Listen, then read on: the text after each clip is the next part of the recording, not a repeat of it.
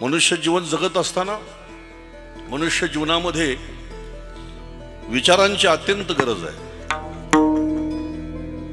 आणि म्हणून ते विचार या कीर्तनाच्या माध्यमातून लोकांना दिले जातात। जीवनामध्ये सगळं काही असेल पण जीवनामध्ये जर चांगले विचार नसतील तर त्या जगण्याला काहीच अर्थ नसतो।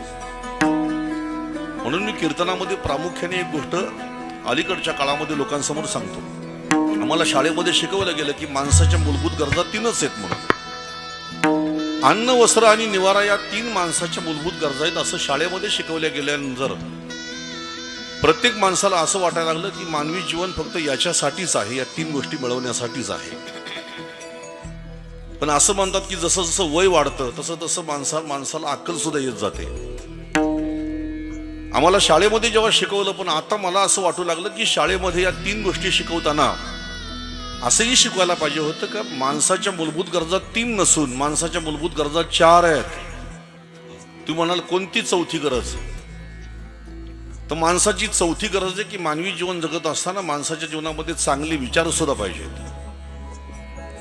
तुमच्याकडे अन्न आहे सुकाळाचं, पण जवळ अन्न असून सुद्धा जर विचार नसतील ना तर कधी कधी खाल्लेलं अन्न सुद्धा माणसाला मारक ठरू शकतं। म्हणून काही माणसं अन्न वाचून मारतात आणि काही माणसं अन्न खाऊन मारतात, खाण्याची अक्कल नसल्यामुळं।